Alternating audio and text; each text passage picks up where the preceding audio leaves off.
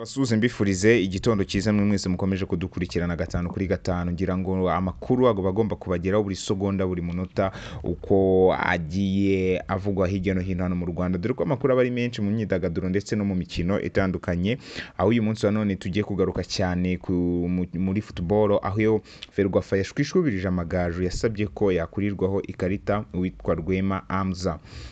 Byinshi rero kuri uyu mukino akaba ari umukino wabaga ku itariki 24, ni umukino mu by'ukuri wabereye kuri Kigali Pele Stadium, akaba ari umukino wari uteganyijwe gutangira isaha y'isa 12 n'igice, ariko haza kugwa imvura nyinshi hambaye ku buryo bari muri stade bo bayumvishe bifatika, umukino uza gutinda utangira ku isaha y'isa moya. Rero muri uyu mukino equipe ya Rayon Sports yaje kwitwara neza iratsinda, ariko ku ruhande rw'ikipe y'amagaju ntago byaje kuyihira kuko yaratsinzwe irangije habwa n'ikarita y'umutuku kuko yakinye mu by'ukuri ubona ko batuzuye.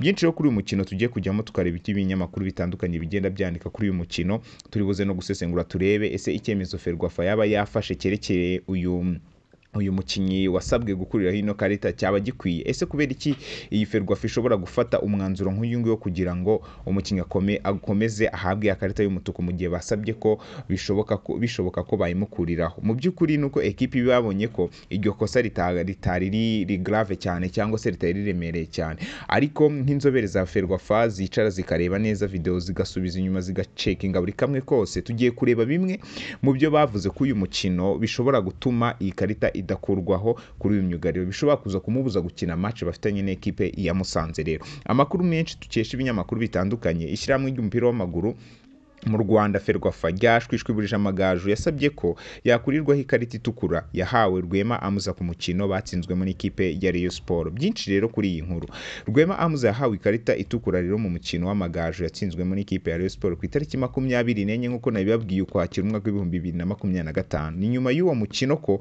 ikipe y'amagaju ubwabo yaricaye yandikira Ferwafa isaba ko iyi karita yakurwaho, mu by'ukuri ivuga ko umukinyi nta kosa rikomeye yakoze kuri rutahizamu wabo witwa Aziz Basane. Ni ikosa rikomeye ryaje kubera rero hagati mu kibuga, hafi hagati mu kibuga mukuna, ariko byari urebye neza ukagenzura neza byari mu kibuga cy'ikipe y'amagaju.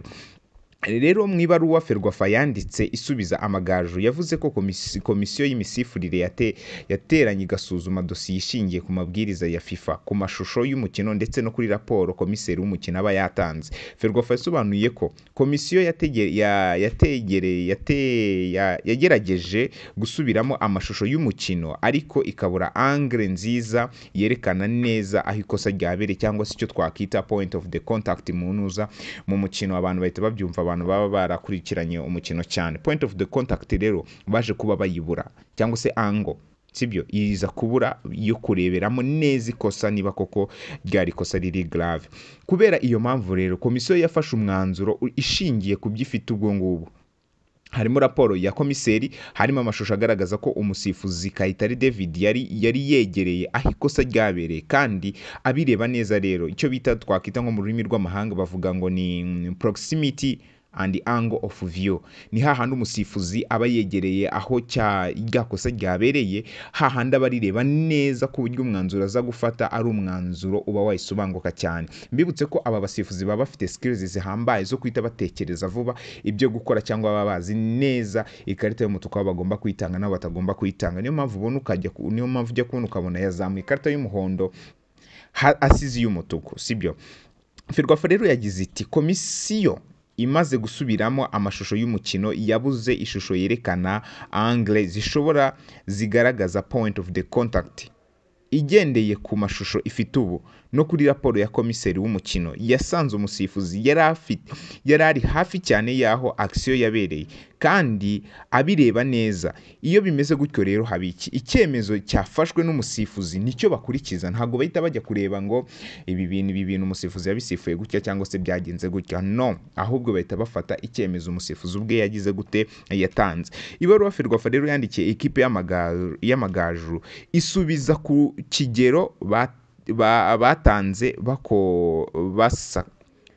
basaba ko Rwema Amuza yakurirwaho ino karita y'umutuku.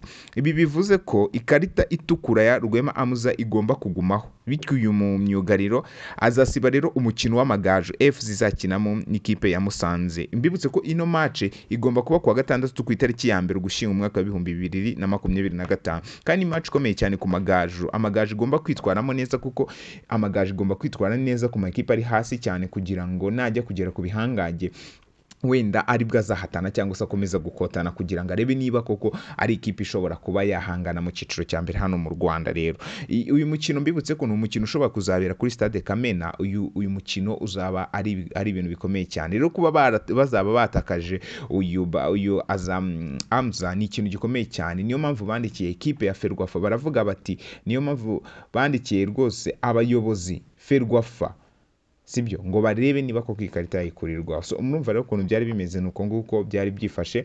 Nekereza ko Ferwafa yamaje gushyira akadomo ko iri karita igomba kuguma. Abakunzi b'Amagaju nababwira ngo pole cyane ko ni umukino umwe azasiba, ariko shampiyona azakomeza kugenda ayikina. Ngayo nguko rero amakuru yaragizwe aka kanya, reka mbashimire kandi nkomeze kubabwira ngo ukore subscribe, like ndetse na comment kugira ngo ibintu bikomeze kugenda neza gatanu ku kandi.